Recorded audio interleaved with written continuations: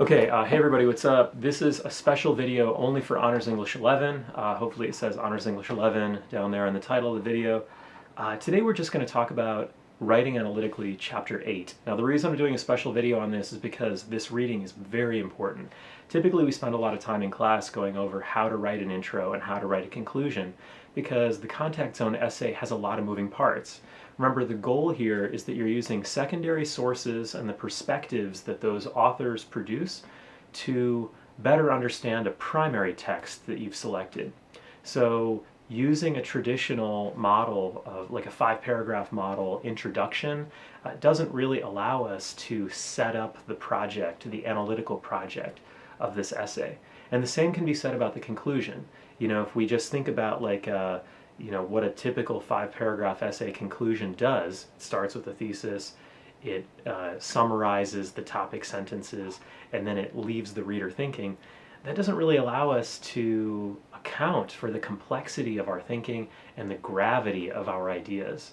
So we read Writing Analytically Chapter 8 to better understand how we can complicate the beginning and the ending of our essay in a way that accounts for all the cool stuff that we're doing in the middle part of the essay. What I want to do in this video is just highlight some of the key moments in Writing Analytically Chapter 8. Now, if you've already read Chapter 8, use this video as a review tool so that you can make sure that you've accounted for all the big ideas that the writers talk about. If you have not read Chapter 8 yet, use this as a preview tool to kind of orient yourself to the most important elements in that chapter. Alright, so again, we just want to cover the high points of Writing Analytically Chapter 8. If you have any questions, post them to the group chat. Let's get into it.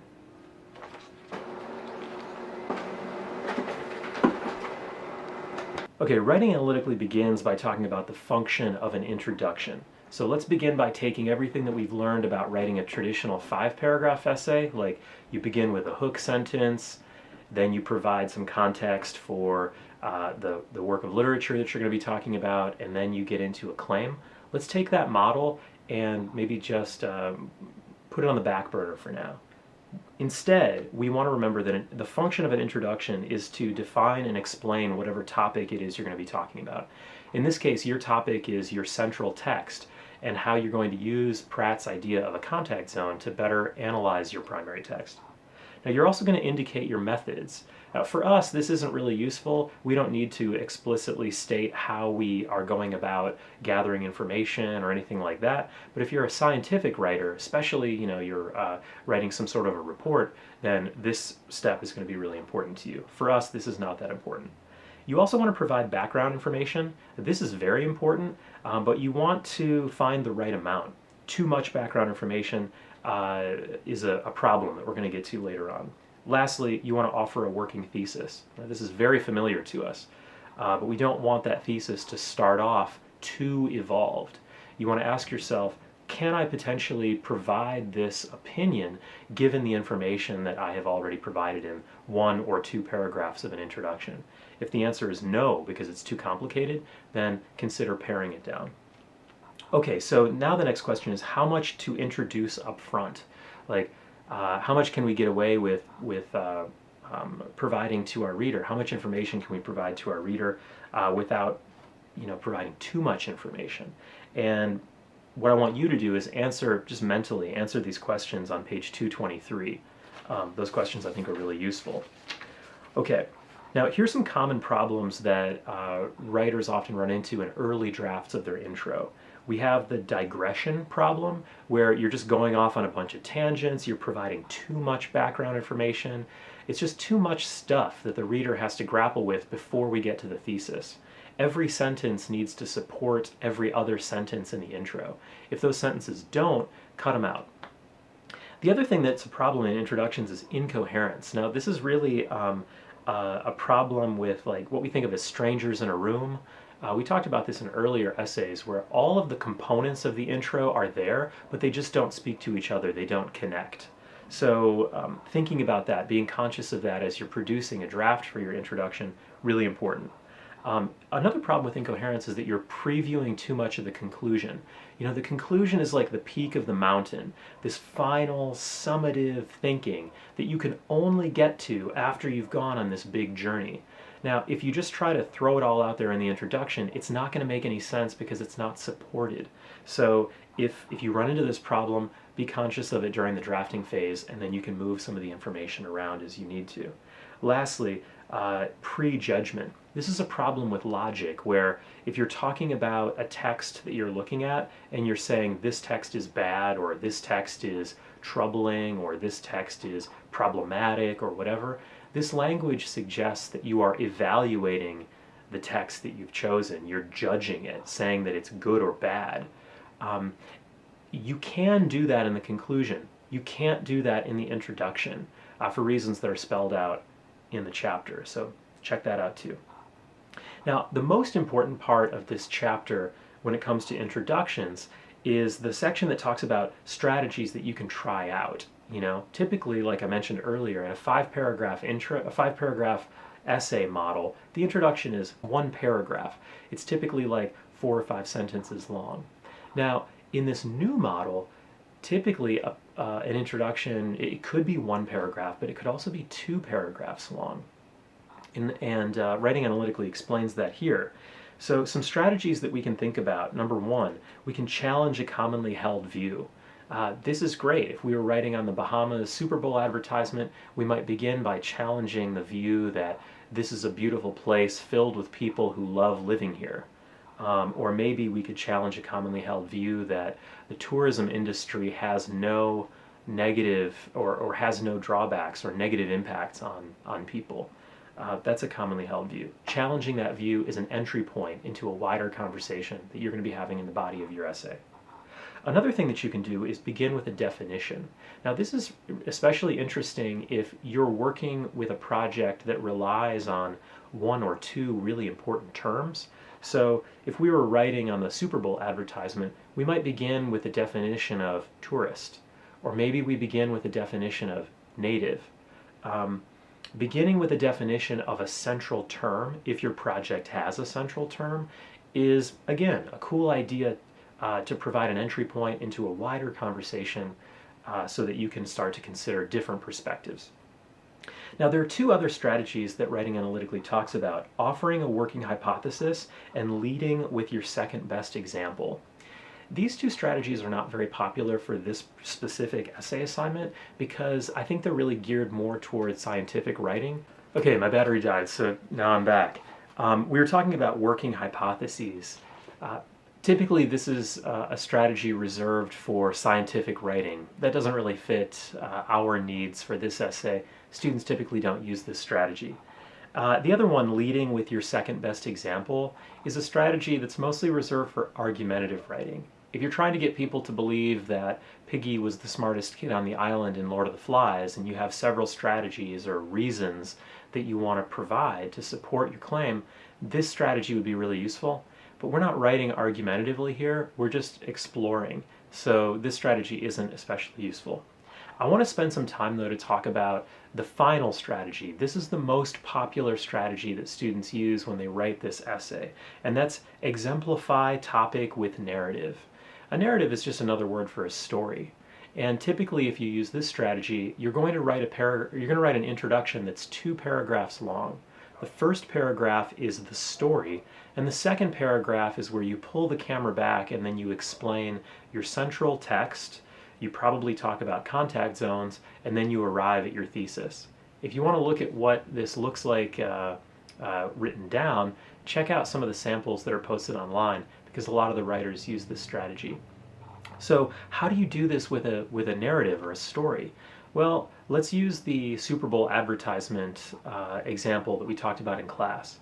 If we're going to write an essay about contact zones where the central text is that Super Bowl ad, we might begin with a story about a tourist to the Bahamas. We might talk about their daily life, staying in an all-inclusive resort. We might talk about spending money on food and how they interact with other tourists. And then we might also provide a different story about a person who works in the resort but who lives on the island, what their daily life is like. The point of describing this world in a story is to talk about the tensions that you're going to be exploring later on in the essay, but you're doing it in the form of a story. The most powerful narrative is the one that tells a compelling story, but that also includes the different perspectives that you're going to be examining more closely later on in the essay. One example of an ineffective story is if the story comes off as heavy-handed or exaggerated or um, even inaccurate. I think the best kinds of stories are the ones where you find somebody else who has already told the story and then you just cite them and cite their story. So Jamaica Kincaid in this case could be a really useful example. But whatever contact zone you're talking about, see if there's a story somewhere in your research that you can mine out and include for a narrative. We know that the best kinds of narratives are entry points into wider, more complex conversations. Those are the ones that we really want to look for. Again, you don't have to begin with a narrative, but I think having done this a few years, it seems like more often than not, beginning with a narrative is the most popular example, most popular intro strategy. Okay, now in addition to introductions, we also want to talk about conclusions. Now, if you haven't written your conclusion yet, you can just pause the video or come back to this whenever you need it, but I want to go over this now because we're shooting the video, so why not? Let's talk about what writing analytically has to say concerning conclusions. Now, we know that the function of a conclusion is to provide judgment. Judgment doesn't happen in the introduction, it happens in the conclusion. This is the place where you tell the reader how to feel about what it is you're talking about. Is this good? Is this bad? Is this beneficial? Is this detrimental? Should we be excited about this? Should we be angry about this? I don't know, but any of those judgmental words you can include in the conclusion, but you shouldn't conclude them in other places in the essay. You also want to provide culminating thinking. This is more than just summarizing what you've already said. It's like now you've scaled the mountain, you're at the top, and you want to provide this summative thinking, these really big ideas. You've gone on this journey of evidence and analysis. What is it that we need to know? That thinking goes in the conclusion. And then you also want to provide a send-off. We used to call this leave the reader thinking, but that's not really, I don't know, I don't really like that. I think a send-off is really the best way to think about how we can conclude the essay. And there are some strategies that Writing Analytically talks about there too. So check those out. Now, when they provide strategies for conclusions, they give us a lot of different strategies, and we don't have to just pick one. We can use all of these if we want, and many of the examples online provide those. The first one is to pursue implications. Another way of thinking about this is describing why people should care about your thinking. You've accumulated all of this evidence and analysis. Why should people care about this? Another way to think about this is who stands to be affected given what you've just said. Another strategy that they talk about is coming full circle. And what this means is that if you begin with a narrative, revisit the narrative in the conclusion, but with a new set of eyes, a new perspective, or a new lens. You know, if it seems to be about X, but it's really about Y, then how do we reinterpret or re-understand this central text that we've selected? An example of that might be revisiting the Bahamas commercial with this new critical perspective and really showing that it's not just about fun in the sun, it's actually about these other really big issues that readers ought to care about. Now, another thing that you can do in the conclusion is to talk about limitations. Contrary to popular belief, it's okay to talk about how we need to continue thinking about these issues, or how, you know, your evidence and your analysis doesn't fully account for the complexity of the issue, and greater analysis is required, or more testing is required, or you know, more thoughtful consideration should be provided to X. That kind of language in the conclusion lets the reader know that you're fully conscious of what you're doing here, but you're also conscious of what you're not doing here, and that's okay. Now, in addition to all of this, you can also pose new questions. If new questions come to light in your evidence gathering and your analysis, pose those questions in the conclusion. These are rhetorical questions. You're not answering them, but by bringing them up, you're also acknowledging that you understand that there's more work to be done, and that's okay. Writing analytically also talks about avoiding common conclusion problems, and these really are common problems, especially in early drafts, so please be mindful of these while you're drafting your own conclusion. The first is redundancy. Now, we're trained to do this when we write in a typical 5-paragraph model. We restate our thesis, but we've already said it. We restate our topic sentences, or we sum up those topic sentences or the body paragraphs. We've already said that work. You don't need to say it again. So instead of having to restate what you've already said, just say it once and be done with it. You don't need to restate that again. So redundancy, unnecessary. Another issue that you want to avoid is raising new points, like new issues that come up, new elements, even new pieces of evidence. That should not be happening in the conclusion. If it is happening in the conclusion, consider just making another body paragraph, but the conclusion is not the place for this. Another issue is overstatement. This is where, let's say you talk about the Bahamas commercial and then you jump to some extreme conclusion, like, therefore, tourism should be abolished everywhere. What you've said doesn't really support that idea, and it also seems like a huge leap. So we want to avoid those big leaps if we can. We want to have laser focus just on the primary text that we've selected and the analysis that we've provided, but we don't need to jump to extreme conclusions. Lastly, writing analytically talks about avoiding anticlimax. This is when the writer sort of questions themselves, or they get to the end of the essay and they say, well, maybe it's not how I think it is. We don't want to do this. We don't want to let the reader down. We want to have a strong finish. We want to leave the reader with a compelling, fascinating analysis into our central topic. But when we question ourselves or we undercut some of the analysis that we've done earlier in the essay, we're taking that power away. We don't want to do that. Again, this is a common problem with early drafts, but if we make this mistake, we don't want it to continue through into the final draft.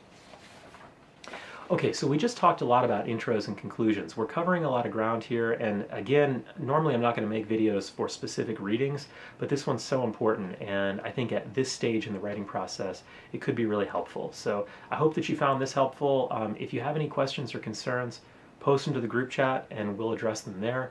Otherwise, happy writing, continue on with this work, and yeah, so be good to yourself, be good to everybody else, and we'll see you in the next one. Bye.